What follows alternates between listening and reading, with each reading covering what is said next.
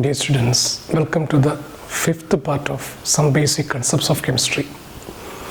നമ്മൾ ഇന്ന് പഠിക്കാൻ പോകുന്ന പോയിന്റ് പെർസെൻറ്റേജ് കോമ്പസിഷൻ എന്നുള്ളതാണ്. അപ്പോൾ കഴിഞ്ഞ ക്ലാസ്സിൽ ഞാൻ നിങ്ങളോട് പറഞ്ഞു നമുക്ക് പെർസെൻറ്റേജ് കോമ്പസിഷനൊക്കെ കാൽക്കുലേറ്റ് ചെയ്യാനുള്ള മെത്തേഡ് നമുക്ക് പിന്നീട് പഠിക്കാമെന്ന് പറഞ്ഞു. അത് നമ്മളിങ്ങനെയാണ് കാൽക്കുലേറ്റ് ചെയ്യുന്നത്. ഒരു കോമ്പൗണ്ടിൻ്റെ അകത്തുള്ള എലമെൻറ്റിൻ്റെ എല്ലാത്തിൻ്റെയും പെർസെൻറ്റേജ് നമുക്ക് കാൽക്കുലേറ്റ് ചെയ്യാം. നമ്മളിപ്പം അതിനുള്ള ഇക്വേഷനായിട്ട് പറയുന്നതാണ് mass percentage of an element is equal to mass of that element into 100 divided by mass of the compound. അപ്പോൾ ഒന്നുകൂടെ ആ ഡെഫിനിഷൻ ഒന്ന് നോക്കി. മാസ് ഓഫ് ദാറ്റ് എലമെൻറ്റ്, ഏത് എലമെൻറ്റിൻ്റെയാണോ പെർസെൻറ്റേജ് മാസ് വേണ്ടത് ആ എലമെൻറ്റിൻ്റെ mass into 100 divided by mass of the compound. ആ കോമ്പൗണ്ടിൻ്റെ അകത്ത് ആ കോമ്പൗണ്ടിൻ്റെ മാസ് എത്രയാണ്? ഫോർ എക്സാമ്പിളായിട്ട് നമുക്ക് വാട്ടറിൻ്റെ അകത്തുള്ള ഹൈഡ്രജൻ്റെയും ഓക്സിജൻ്റെയും പെർസെൻറ്റേജ് നമ്മൾ കാൽക്കുലേറ്റ് ചെയ്യാൻ പോകാം. അപ്പോൾ ഇവിടെ നമുക്ക് മാസ് ഓഫ് ദി എലമെൻറ്റോ, അതായത് ഹൈഡ്രജൻ്റെ മാസോ കോമ്പൗണ്ട് വാട്ടറിൻ്റെ മാസോ തന്നിട്ടില്ല. അപ്പോൾ നമ്മളത് അസ്യൂം ചെയ്യണം. അതായത് H2O എന്നുള്ളതിൻ്റെ ഫോർമുല, ആ H2Oക്കകത്ത് 2 ഹൈഡ്രജൻ ആറ്റം ഉണ്ട്. അപ്പോൾ ഹൈഡ്രജൻ്റെ മാസ് തരാത്തത് കൊണ്ട് നമ്മളതന്നെ അസ്യൂം ചെയ്യണം. അസ്യൂം ചെയ്യുന്നത് ഹൈഡ്രജൻ്റെ അറ്റോമിക് മാസ് എടുക്കണം. നിങ്ങൾ അറ്റോമിക് മാസ് പഠിച്ചിട്ടുണ്ട്. ഹൈഡ്രജൻ്റെ അറ്റോമിക് മാസ് നമ്മുടെ കഴിഞ്ഞ ക്ലാസ്സിലൊക്കെ പഠിച്ച 1 ആണ് ഹൈഡ്രജൻ്റെ അറ്റോമിക് മാസ്. അപ്പോൾ അങ്ങനെയുള്ള 2 ഹൈഡ്രജൻ ആറ്റം ഇല്ലേ? അപ്പോൾ ഈ വാട്ടറിൻ്റെ അകത്ത് 2 ഹൈഡ്രജൻ ആറ്റം ഉള്ളപ്പോൾ ഹൈഡ്രജൻ്റെ ടോട്ടൽ മാസ് എത്രയാണ്? 2 × 1 2, അതായത് മാസ് ഓഫ് ഹൈഡ്രജൻ ആയി, into 100 mass of the compound. വാട്ടറിൻ്റെ മാസ് തന്നിട്ടില്ല. അപ്പോൾ നിങ്ങൾ ആ മാസിനെ മോളിക്കുലർ മാസ് ആയിട്ട് എടുക്കണം. വാട്ടറിൻ്റെ മോളിക്കുലർ മാസ് കാൽക്കുലേറ്റ് ചെയ്യണം. 2 × 1 ഹൈഡ്രജൻ്റെ അറ്റോമിക് മാസ് പ്ലസ് 16 ഓക്സിജൻ്റെ അറ്റോമിക് മാസ്. അവ 18 ആയിരിക്കും വാട്ടറിൻ്റെ മാസ്. അപ്പോൾ നമ്മൾ ആ 18 ഇവിടെ കൊടുക്കണം. ഇത് സോൾവ് ചെയ്യുമ്പോൾ നമുക്ക് കിട്ടുന്ന വാല്യൂവാണ് 11.18 എന്ന് പറയുന്നത്. ഇനി നമുക്ക് ഓക്സിജൻ്റെ പെർസെൻറ്റേജ് കണ്ടുപിടിക്കാം വാട്ടറിൻ്റെ അകത്തുള്ളത്. അപ്പോൾ ഇതുപോലെ തന്നെയാണ്. ഓക്സിജൻ്റെ മാസ് തന്നിട്ടില്ലല്ലോ, വാട്ടറിൻ്റെയും മാസ് തന്നിട്ടില്ല. അപ്പം പകരം എന്തെടുക്കണം? ഓക്സിജൻ്റെ മാസിൻ്റെ പകരം ഓക്സിജൻ്റെ അറ്റോമിക് മാസ് എടുക്കണം, 16. അപ്പോൾ അവിടെ ഒരു ഓക്സിജൻ ആറ്റമല്ലേ ഉള്ളൂ, അതുകൊണ്ട് 1 × 16. 2 ഓക്സിജൻ ആറ്റം ഉണ്ടെന്നെങ്കിലോ 2 × 16 വന്നേനെ. അപ്പോൾ എത്ര ആറ്റം ഉണ്ടോ ആ number of atom into atomic mass of that element. അതാണ് ഇവിടെ ഹൈഡ്രജൻ്റെ 2 × 1 ആണ് 2 എന്ന് എഴുതിയിരിക്കുന്നത്, ഇൻറ്റു 100/18, അതായത് മോളിക്കുലർ മാസ് ഓഫ് വാട്ടർ. നമുക്ക് 88.79 എന്ന് കിട്ടി. ഇതാണ് percentage of oxygen in water.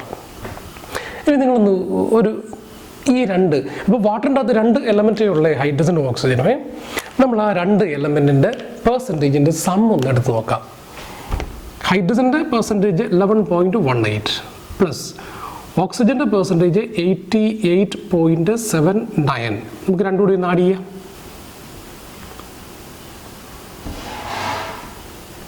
99.97 എന്നാണ് കിട്ടിയത്. അപ്പോൾ നോക്കി, അത് 100 ആണ്. അതായത് ഒരു കോമ്പൗണ്ടിൻ്റെ അകത്തുള്ള എല്ലാ എലമെൻസിൻ്റെയും പെർസെൻറ്റേജിൻ്റെ സം എപ്പോഴും 100 ആയിരിക്കും. ഓക്കെ, അപ്പോൾ ഒന്നുകൂടെ നമുക്ക് ഈ 3 കാര്യങ്ങളും നോക്കാം. Percentage is equal to mass of that element into 100 by mass of the compound.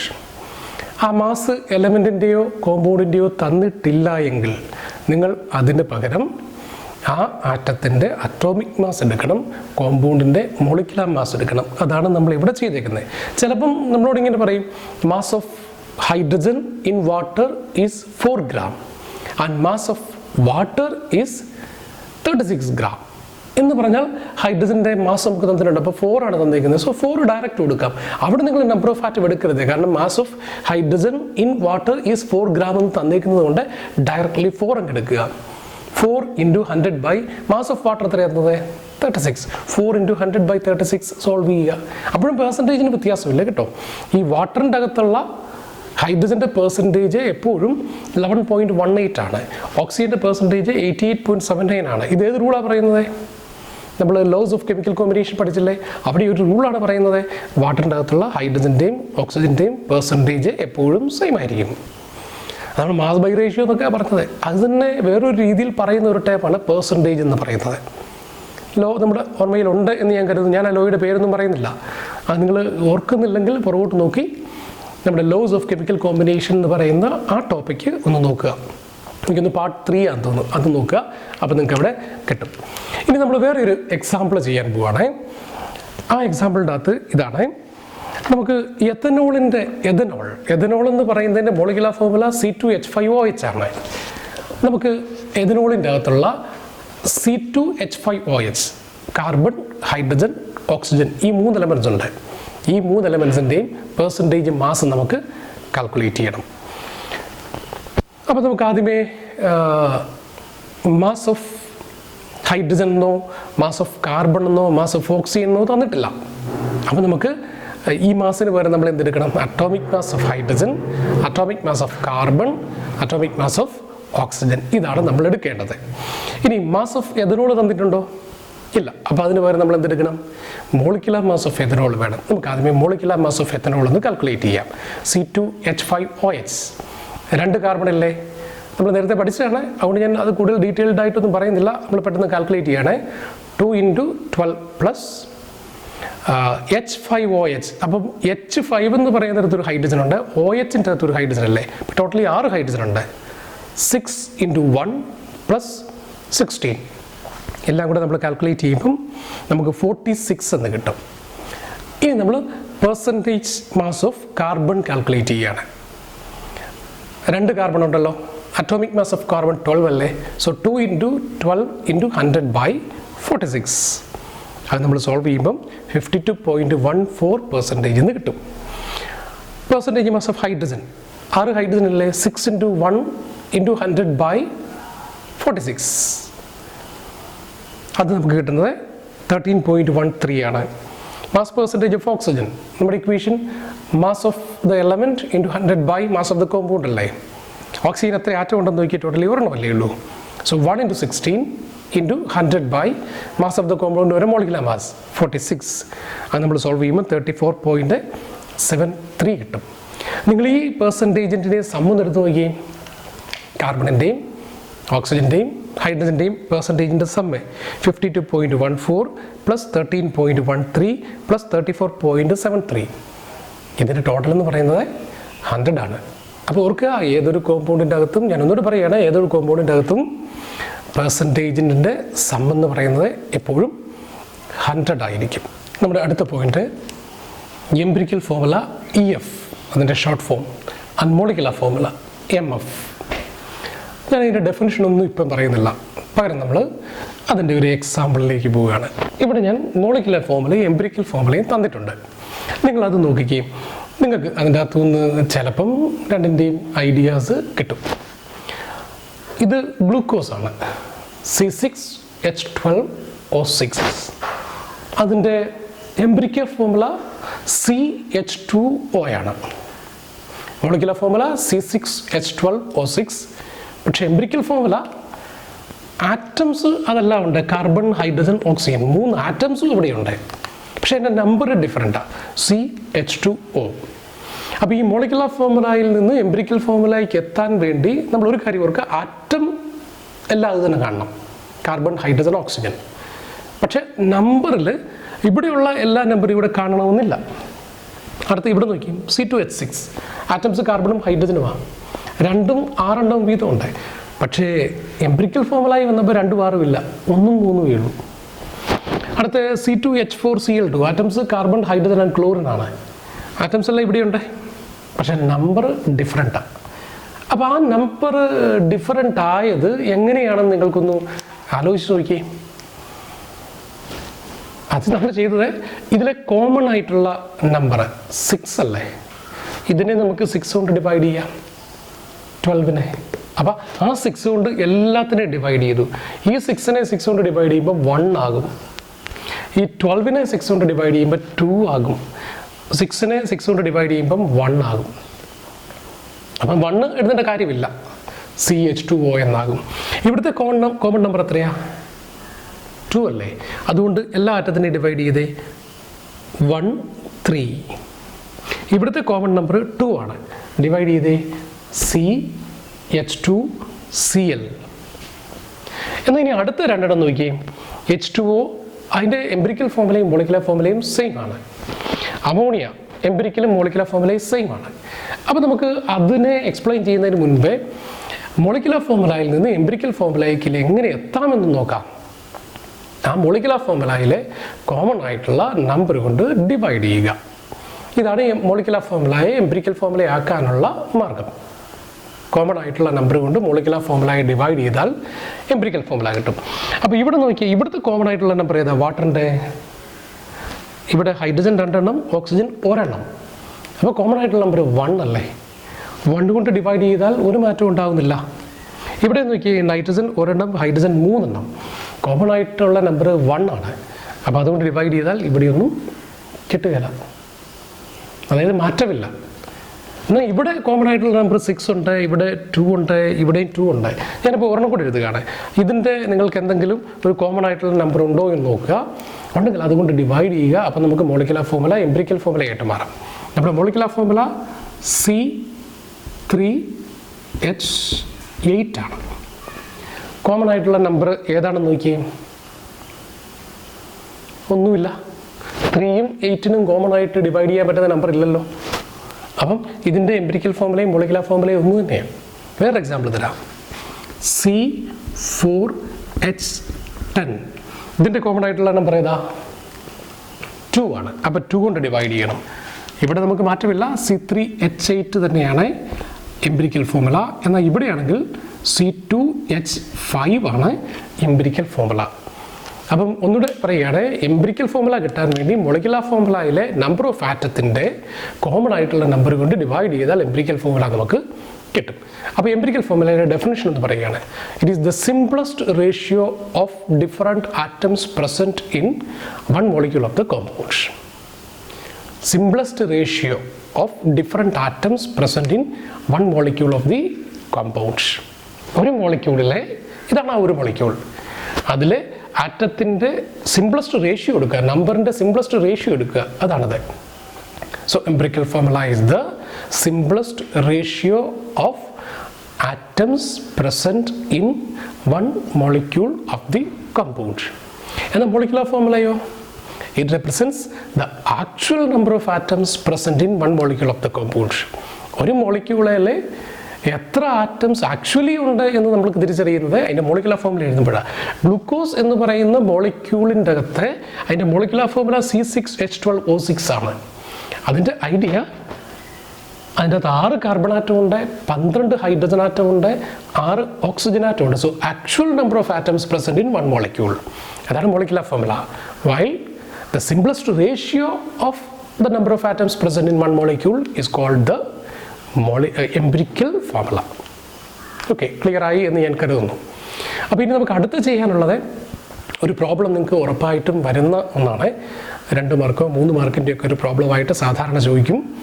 നമുക്ക് പെർസെൻറ്റേജ് വെയിറ്റ് തരും. നമ്മൾ നേരത്തെ പഠിച്ച പെർസെൻറ്റേജ് കോമ്പോസിഷൻ എന്ന് പഠിച്ചില്ലേ, ആ പെർസെൻറ്റേജ് വെയിറ്റ് തരും. അതിൻ്റെ അകത്തു നിന്ന് എംപിരിക്കൽ ഫോർമുലയും മോളിക്കുലർ ഫോർമുലയും കാൽക്കുലേറ്റ് ചെയ്യാനായിട്ട് ഒരു പ്രോബ്ലം സാധാരണ വരുന്നതാണ്. നമ്മുടെ പുസ്തകത്തിൽ കിടക്കുന്ന പ്രോബ്ലം തന്നെ നമ്മൾ സോൾവ് ചെയ്യുകയാണ്. ഞാൻ പ്രോബ്ലം വായിക്കാം. A compound contains 4.07% hydrogen, 24.27% carbon and 71.65% chlorine. Its molar mass is 98.96 gram. What are its empirical and molecular formula? Question ഒന്നുകൂടി ശ്രദ്ധിക്കുക. നമ്മുടെ കോമ്പൗണ്ടിൻ്റെ അകത്തെ ഹൈഡ്രജൻ 4.07% ഉണ്ട്, കാർബൺ 24.27% ഉണ്ട്, ക്ലോറിൻ 71.65% ഉണ്ട്. കോമ്പൗണ്ടിൻ്റെ മോളിക്കുലർ മാസ് തന്നിട്ടുണ്ട് 98.96. What are it's empirical and molecular formula? ഈ problem നമ്മൾ സോൾവ് ചെയ്യുന്നത് 2 സ്റ്റെപ്പായിട്ടാണ്. ആദ്യമേ നമ്മൾ എംപിരിക്കൽ ഫോർമുല കാൽക്കുലേറ്റ് ചെയ്യണം. അത് കഴിയുമ്പോൾ നമ്മൾ മോളിക്കുലർ ഫോർമുല എംപിരിക്കൽ ഫോർമുലയ്ക്കകത്തുനിന്ന് കാൽക്കുലേറ്റ് ചെയ്യണം. അപ്പോൾ അതിൻ്റെ സ്റ്റെപ്സ് ഞാൻ പറയുകയാണ്. അപ്പോൾ നമുക്ക് ചെയ്യാനുള്ള ക്വസ്റ്റ്യൻ്റെ ഞാൻ ആ സ്റ്റെപ്പുകൾ ഒരു കോളമായിട്ട് ഡിവൈഡ് ചെയ്തേക്കുകയാണ്. ആ കോളത്തിൻ്റെ അകത്ത് വരുന്ന കാര്യങ്ങൾ നോക്കാം. Simple, percentage weight. മൂന്നാമത്തെ കോളത്തിൽ percentage weight divided by atomic weight, divide by the least value, convert to a whole number, പിന്നെ എംപിരിക്കൽ ഫോർമുല. അപ്പോൾ നമ്മുടെ ക്വസ്റ്റ്യനിൽ തന്നേക്കുന്ന ഇങ്ങനെയായിരുന്നു. നമ്മുടെ കോമ്പൗണ്ടിൻ്റെ അകത്ത് ഹൈഡ്രജൻ 4.07%, കാർബൺ 24.27%, ക്ലോറിൻ 71.65% ഉണ്ട്. അപ്പോൾ ആ തന്നേക്കുന്ന കാര്യങ്ങൾ ഞാനിവിടെ എഴുതി വെച്ചിട്ടുണ്ട്. ഇനി നമ്മൾ അടുത്ത മൂന്നാമത്തെ കോളത്തിൽ എന്താ ചെയ്യേണ്ടത്? പെർസെൻറ്റേജ് വെയ്റ്റിനെ അറ്റോമിക് വെയ്റ്റ് കൊണ്ട് ഡിവൈഡ് ചെയ്യണം. അപ്പോൾ ഹൈഡ്രജൻ്റെ പെർസെൻറ്റേജ് വെയ്റ്റ് 4.07 ആണ്. അതിനെ നമ്മൾ ഹൈഡ്രജൻ്റെ അറ്റോമിക് വെയ്റ്റ് 1 ആണ്. അതുകൊണ്ട് ഡിവൈഡ് ചെയ്യുമ്പോൾ വാല്യൂവിന് മാറ്റമില്ല, 4.07 തന്നെ കിട്ടും. അടുത്ത കാർബണിൻ്റെ പെർസെൻറ്റേജ് വെയ്റ്റ് 24.27നെ നമ്മൾ 12 ആണ് കാർബണിൻ്റെ അറ്റോമിക് വെയ്റ്റ്, നമ്മൾ പഠിച്ചിട്ടുണ്ട്. അതുകൊണ്ട് ഡിവൈഡ് ചെയ്യുമ്പം അടുത്തത് ക്ലോറിൻ്റെ പെർസെൻറ്റേജ് വെയ്റ്റ് 71.65 ആണ്. ക്ലോറിൻ്റെ അറ്റോമിക് വെയ്റ്റ് 35.5 ആണ്. അതിനെ നമ്മൾ ഡിവൈഡ് ചെയ്യുമ്പം 71.65നെ 35.5% വെയ്റ്റിന് അറ്റോമിക് വെയ്റ്റ് കൊണ്ട് ഡിവൈഡ് ചെയ്യുമ്പം ഇവിടെ കിട്ടുന്ന വാല്യൂ 2.02 ആണ്. അപ്പോൾ ഇതാണ് percentage weight by atomic weight എന്നുള്ള നമ്മുടെ കോളത്തിൽ, മൂന്നാമത്തെ കോളത്തിൽ നമ്മൾ ചെയ്താൽ കിട്ടുന്ന വാല്യൂ. ഇനി നമുക്ക് നാലാമത്തെ കോളത്തിലേക്ക് പോകാം. Divide by the least value. അപ്പോൾ ഇതിൻ്റെ റിസൾട്ട് നോക്കി. ഇതിലെ വാല്യൂസ് 4.07, 2.02, 2.02. അപ്പോൾ അതിലെ ലീസ്റ്റ് വാല്യൂ ഏതാ? ഏറ്റവും ചെറിയ വാല്യൂ ഏതാ? 2.02 അല്ലേ? അതുകൊണ്ട് നമ്മൾ എല്ലാത്തിനെയും ഡിവൈഡ് ചെയ്യണം. അപ്പോൾ 2.02 കൊണ്ട് എല്ലാ വാല്യൂവിനെയും ഡിവൈഡ് ചെയ്യണം. 4.07 divided by 2.02 equal to 2. 2.02 divided by 2.02 equal to 1. 2.02 divided by 2.02 equal to 1. അടുത്ത കോളം നോക്കിയാൽ convert to a whole number. 1, 2, 3, 4 ഉള്ള വോൾ അതുപോലെയുള്ള വോൾ നമ്പറായിട്ട് കൺവേർട്ട് ചെയ്യണം. ഇത് ശരിക്കും അങ്ങനെയുള്ള നമ്പറാണ്. 1, 2, 3 അങ്ങനെയുള്ള വോൾ നമ്പറായിട്ട് തന്നെയാണ് ഈ റിസൾട്ട് കിടക്കുന്നത്. ചിലപ്പോൾ ഇതൊരു 1.5 ആണെന്ന് കരുതിക്കുക, അപ്പോൾ അതൊരു വോൾ നമ്പർ അല്ല. അപ്പോൾ നമ്മളതിനെ വോൾ നമ്പറായിട്ട് കൺവേർട്ട് ചെയ്യണം. 1.5നെ നമ്മൾ ഏത് നമ്പർ കൊണ്ട് മൾട്ടിപ്ലൈ ചെയ്താൽ ഒരു വോൾ നമ്പർ ആകുമെന്ന് നോക്കി. 1.5നെ 2 കൊണ്ട് മൾട്ടിപ്ലൈ ചെയ്താൽ 3 ആവില്ലേ? അതൊരു വോൾ നമ്പർ അല്ലേ? അപ്പോൾ ഇത് 1.5 ആയിരുന്നെങ്കിൽ നമ്മൾ അടുത്ത കോളത്തിലേക്ക് വരാൻ ഈ 1.5നെ 2 കൊണ്ട് മൾട്ടിപ്ലൈ ചെയ്യണം. അപ്പോൾ ഇവിടെ 3 വരും. അപ്പോൾ ഇവിടെ 2 കൊണ്ട് മൾട്ടിപ്ലൈ എങ്കിൽ എല്ലാത്തിനെയും 2 കൊണ്ട് മൾട്ടിപ്ലൈ ചെയ്യേണ്ടി വരും. അപ്പോൾ ഇത് 4 ആകും, ഇത് 2 ആകും. പക്ഷേ നമുക്കതിൻ്റെ ആവശ്യമില്ല. ഇപ്പോൾ ഓൾറെഡി ഒരു വോൾ നമ്പറാണ്. അതുകൊണ്ട് നമ്മൾ ഈ റിസൾട്ട് തന്നെ നമ്മൾ ഇവിടെ എഴുതുകയാണ്. സോ 2, 1, 1 വോൾ നമ്പറാണ് കിട്ടിയിരിക്കുന്നത്. അതുകൊണ്ട് അത് നേരെ എങ്ങ് എഴുതി. എന്നാൽ വോൾ നമ്പർ അല്ലെങ്കിൽ അതിനെ ഒരു വോൾ നമ്പർ ആക്കാൻ മൾട്ടിപ്ലൈ ചെയ്യണം. അപ്പോൾ ആ സെയിം നമ്പർ കൊണ്ട് എല്ലാത്തിനെയും മൾട്ടിപ്ലൈ ചെയ്യേണ്ടി വരും. ഇനി ഡയറക്റ്റ് നമുക്ക് എംപിരിക്കൽ ഫോർമുല എഴുതാം. ആ എംപിരിക്കൽ ഫോർമുല എഴുതാൻ എളുപ്പമാണ്. നമ്മൾ ഈ എലമെൻറ്റിൻ്റെ ഫോർമുലയുടെ നേരെ ആ ആറ്റത്തിൻ്റെ നമ്പർ ഇതങ്ങ് എഴുതി വെച്ചാൽ മതി. ഈ കാണുന്ന നമ്പർ ഈ എലമെൻറ്റിൻ്റെ സിമ്പിളിൻ്റെ നേരെ താഴെ അങ്ങ് എഴുതി വെച്ചാൽ മതി. അപ്പോൾ ഒരു കാർബണുള്ള കോമ്പൗണ്ട് ആണെങ്കിൽ മിക്കവാറും കാർബണിൻ്റെ ഇതാണ് നമ്മൾ ആദ്യം എഴുതുന്നത്, സിമ്പിളാണ് ആദ്യം എഴുതുന്നത്. ഇപ്പോൾ കാർബൺ അത് ഒരെണ്ണേ ഉള്ളൂ, ഒന്നാണ് എഴുതേണ്ട കാര്യമില്ല. അടുത്ത ഹൈഡ്രജൻ H, അത് 2 എണ്ണം ഉണ്ട്. അപ്പോൾ ഇവിടെ H2 എന്ന് എഴുതി. അടുത്ത ക്ലോറിൻ അത് ഒരെണ്ണമല്ലേ ഉള്ളൂ. അപ്പോൾ നമ്മളത് ഒരെണ്ണം എഴുതി. അപ്പോൾ ഇവിടെ ഒരു ചെറിയ പ്രശ്നമുണ്ട്, ഞാൻ ആദ്യമേ അത് പറഞ്ഞില്ല. നിങ്ങളെപ്പോഴും പെർസെൻറ്റേജ് വെയ്റ്റ് തന്നു കഴിയുമ്പോൾ അത് 100 ആണോ എന്ന് സം ചെയ്ത് നോക്കണം. 100 അല്ലെങ്കിൽ പറ്റില്ല. കാരണം ഞാൻ നേരത്തെ പറഞ്ഞല്ലോ, എപ്പോഴും പെർസെൻറ്റേജ് വെയ്റ്റിൻ്റെ ടോട്ടൽ എന്ന് പറയുന്നത് 100 ആയിരിക്കും. 100 അല്ല എങ്കിൽ വേറെ ഏതോ ഒരു എലമെൻറ്റ് അവിടെ മിസ്സിങ് ആണ്, തന്നിട്ടില്ല. അപ്പം നമുക്കിതൊന്ന് 100 ചെയ്ത് നോക്കാം, 100 ആണോ എന്ന് നോക്കാം. 7 + 7 14 + 5 9 വരും ഇവിടെ. 6 + 1 7 9. 4 + 4 8 + 1 9. 7 + 2 99.99 100 ആണ്. ഇനി ഇത് 100 അല്ലായിരുന്നെങ്കിലോ ഏതോ ഒരു എലമെൻറ്റ് കൂടെ അവിടെ വരാനുണ്ട്, അതിൻ്റെ പെർസെൻറ്റേജ് വെയിറ്റും കൂടെ ആഡ് ചെയ്യുമ്പോഴേ 100 ആവുകയുള്ളൂ. അത് ഓക്സിജൻ ആയിരിക്കും. അപ്പോൾ ഇപ്പോഴും നിങ്ങൾ പ്രോബ്ലം സോൾവ് ചെയ്യുന്നതിന് മുൻപ് പെർസെൻറ്റേജ് വെയിറ്റിൻ്റെ സം ഒന്ന് നോക്കണം. 100 വരുന്നില്ല എങ്കിൽ, ഇത് 100 അല്ലായിരുന്നെങ്കിൽ നാലാമതൊരു എലമെൻറ്റ് ഓക്സിജനും കൂടെ നിങ്ങൾ ഇവിടെ കൊടുത്ത് 100 ആകാൻ എത്രയും കൂടെ വേണോ അത് ഇവിടെ കൊടുക്കേണ്ടി വരും. അതായത് 100ൽ നിന്ന് ഇതിൻ്റെ ടോട്ടൽ മൈനസ് ചെയ്ത് കഴിയുമ്പോൾ കിട്ടുന്നതായിരിക്കണം ഓക്സിജൻ്റെ പെർസെൻറ്റേജ് വെയിറ്റ്. എന്നിട്ട് ഈ സ്റ്റെപ്പുകൾ തന്നെ ഫോളോ ചെയ്യുക. അപ്പോൾ നമുക്ക് ഒന്നുകൂടെ ആ സ്റ്റെപ്പുകളൊക്കെ നോക്കാം. നമ്മൾ ഒരു 6 കോളം ആയിട്ട് ഇത് ചെയ്യാം. ഫസ്റ്റ് കോളത്തിൽ നിങ്ങൾക്ക് പെർസെൻറ്റേജ് വെയിറ്റ് തന്നിരിക്കുന്ന എലമെൻസിൻ്റെ സിമ്പിൾ കൊടുക്കുക. സെക്കൻഡ് കോളത്തിൽ ആ എലമെൻസിൻ്റെ പെർസെൻറ്റേജ് വെയിറ്റ് കൊടുക്കുക. ഇത് രണ്ടും നമുക്ക് ക്വസ്റ്റ്യനിൽ തരും. അപ്പോൾ ഇവിടെ ചിലപ്പോൾ ഒരു 4മതൊരു എലമെൻ്റ് കൂടെ വരുമോ ഇല്ലയോ എന്നുള്ളത് നമുക്കറിയത്തില്ല. അത് അറിയാൻ വേണ്ടി നിങ്ങൾ ഈ പെർസെൻറ്റേജ് വെയിറ്റ് അന്നേരം സം ചെയ്ത് നോക്കുക. അത് 100 വരുന്നില്ലെങ്കിൽ അടുത്ത എലമെൻ്റായിട്ട് ഓക്സിജൻ കൊടുക്കുക. 100ൽ നിന്ന് ഈ പെർസെൻറ്റേജ് വെയിറ്റിൻ്റെ സം എത്രയാണോ അത് മൈനസ് ചെയ്ത് കഴിയുമ്പം ഓക്സിജൻ്റെ പെർസെൻറ്റേജ് വെയിറ്റ് കിട്ടും. അതിവിടെ എഴുതുക. എന്നിട്ട് പെർസെൻറ്റേജ് വെയിറ്റിനെ അറ്റോമിക് വെയിറ്റ് കൊണ്ട് ഡിവൈഡ് ചെയ്യുക. അപ്പോൾ നമുക്കൊരു റിസൾട്ട് കിട്ടും. അതിൻ്റെ ഏറ്റവും ലീസ്റ്റ് വാല്യൂ കൊണ്ട് എല്ലാത്തിനെയും ഡിവൈഡ് ചെയ്യുക. അപ്പോൾ നമുക്കിത് കിട്ടും. ഈ കിട്ടുന്ന നമ്പർ ഒരു വോൾ നമ്പർ അല്ല എങ്കിൽ അതിനെ ഒരു വോൾ നമ്പറായിട്ട് കൺവേർട്ട് ചെയ്ത് അടുത്ത കോളത്തിൽ എഴുതുക. നമുക്ക് വോൾ നമ്പറായിട്ട് തന്നെയാണ് കിട്ടിയിരിക്കുന്നത്. അപ്പം നമുക്ക് കൺവേർട്ട് ചെയ്യേണ്ട ആവശ്യമില്ല. ഇത് 2.5 ആണെങ്കിൽ വോൾ നമ്പർ അല്ല. അപ്പോൾ അതിനെ നമുക്ക് കൺവേർട്ട് ചെയ്ത് 5 ആക്കി മാറ്റാൻ പറ്റും. അപ്പോഴും 2 കൊണ്ട് മൾട്ടിപ്ലൈ ചെയ്യണം. അപ്പോൾ 2 കൊണ്ട് മൾട്ടിപ്ലൈ ചെയ്യുമ്പം ഇത് 5 ആയി. ഇവിടെയും 2 കൊണ്ട് മൾട്ടിപ്ലൈ ചെയ്ത് ഇത് 2 ആയി. എന്നിട്ട് ആ എലമെൻറ്റിൻ്റെ നേരെ താഴെ ഈ കിട്ടുന്ന നമ്പർ കൊടുക്കുക. അപ്പോൾ അത് എംപിരിക്കൽ ഫോർമുല ആയിട്ട് മാറും. ഇതാണ് പെർസെൻറ്റേജ് വെയിറ്റിൽ നിന്നും എംപിരിക്കൽ ഫോർമുലയ്ക്കുള്ള നമ്മളുടെ കൺവേർഷൻ. ഇനി നമുക്ക് അടുത്ത സ്റ്റെപ്പ് എന്ന് പറയുന്നത് എംപിരിക്കൽ ഫോർമുലയെ മോളിക്കുലർ ഫോർമുലയാക്കണം. നമ്മൾ നേരത്തെ കണ്ടല്ലോ, മോളിക്കുലർ ഫോർമുലയെ എംപിരിക്കൽ ഫോർമുലയാക്കാൻ എന്ത് ചെയ്യണം? അതിലെ ഡിവൈഡ് ചെയ്യാൻ പറ്റുന്ന ആ കോമൺ നമ്പർ കൊണ്ട് ഡിവൈഡ് ചെയ്യുക എന്നുള്ളതായിരുന്നല്ലേ. അപ്പം നേരെ തിരിച്ചുള്ള പ്രോസസ്സാണ് നമ്മളിനി ചെയ്യാൻ പോകുന്നത്. എംപിരിക്കൽ ഫോർമുലയെ മോളിക്കുലർ ഫോർമുലയാക്കണം. അപ്പോൾ അതിൻ്റെ ആ കോമൺ നമ്പർ കൊണ്ട് മൾട്ടിപ്ലൈ ചെയ്യണം. ആ കോമൺ നമ്പർ ഏതാണെന്ന് നമ്മൾ കണ്ടുപിടിക്കണം. അതിനു വേണ്ടി നമ്മൾ ചെയ്യുന്ന കാര്യങ്ങൾ ഇതൊക്കെയാണ്. അപ്പോൾ നമ്മുടെ അടുത്ത step molecular formula from empirical formula എന്നുള്ളതാണ് അടുത്ത സ്റ്റെപ്പ്. ആദ്യത്തെ സ്റ്റെപ്പിൻ്റെ പേര് empirical formula from percentage weight. രണ്ടാമത്തെ step molecular formula from empirical formula. അപ്പോൾ നമ്മൾ ആദ്യം ചെയ്യേണ്ടത് എംപിരിക്കൽ ഫോർമുല മാസ് കണ്ടുപിടിക്കണം. മോളിക്കുലർ മാസ് കണ്ടുപിടിക്കാൻ നമ്മൾ പഠിച്ചല്ലോ, അത് തന്നെ എംപിരിക്കൽ ഫോർമുലയുടെ മാസ് കണ്ടുപിടിക്കുക. അപ്പം ഒരു കാർബൺ 12 പ്ലസ് 2 ഹൈഡ്രജൻ 2 × 2 14 ആയി, പ്ലസ് ക്ലോറിൻ്റെ അറ്റോമിക് വെയിറ്റ് 35.5. അതിൻ്റെ വാല്യൂ എന്ന് പറയുന്നത് 49.48 ആണ് എംപിരിക്കൽ ഫോർമുല മാസ്. അപ്പം എംപിരിക്കൽ ഫോർമുല മാസ് കണ്ടുപിടിക്കുന്നു. ഇനിയും അടുത്ത സ്റ്റെപ്പ് എൻ എന്ന് പറയുന്ന, അതായത് ആ മൾട്ടിപ്ലൈ ചെയ്യേണ്ട നമ്പർ കണ്ടുപിടിക്കുക. N is equal to molecular formula mass divided by empirical formula mass. ഇതാണ് എൻ കണ്ടുപിടിക്കാനുള്ള equation. Molecular formula mass by empirical formula mass. നമ്മുടെ ക്വസ്റ്റ്യനിൽ മോളിക്കുലർ ഫോർമുല മാസ് ഡയറക്റ്റ് തന്നിട്ടുണ്ട്. ഞാൻ വായിക്കാം. It's molar mass is 98.96. അതാണ് molecular formula mass. Molar mass എന്ന് പറയുന്നത് മോളിക്കുലർ ഫോർമുല മാസ് തന്നെയാണ്. അപ്പം 98.96 ആണ് molar mass, molecular formula mass divided by empirical formula mass. നമ്മളിപ്പോൾ കണ്ടുപിടിച്ചല്ലോ 49.48.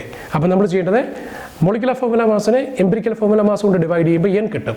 അതായത് 98.96 ഡിവൈഡഡ് ബൈ 49.48. അതിൻ്റെ വാല്യൂ 2 ആണ്. അപ്പം മൾട്ടിപ്ലൈ ചെയ്യേണ്ട ആ നമ്പർ കിട്ടി 2. ഇനി നിങ്ങൾ ലാസ്റ്റ് മോളിക്കുലർ ഫോർമുല കാൽക്കുലേറ്റ് ചെയ്യാൻ പോവാണ്.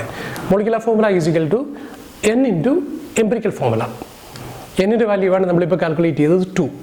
എംപിരിക്കൽ ഫോർമുല ഓൾറെഡി നമ്മൾ കാൽക്കുലേറ്റ് ചെയ്തു CH2Cl. അപ്പോൾ ഇതിനെ നമ്മൾ 2 കൊണ്ട് മൾട്ടിപ്ലൈ ചെയ്യാം. അപ്പോൾ അതിൻ്റെ മോളിക്കുലർ ഫോർമുല എങ്ങനെയായിട്ട് മാറും? C2H4Cl2. ഇതാണ് ആ കോമ്പൗണ്ടിൻ്റെ മോളിക്കുലർ ഫോർമുല.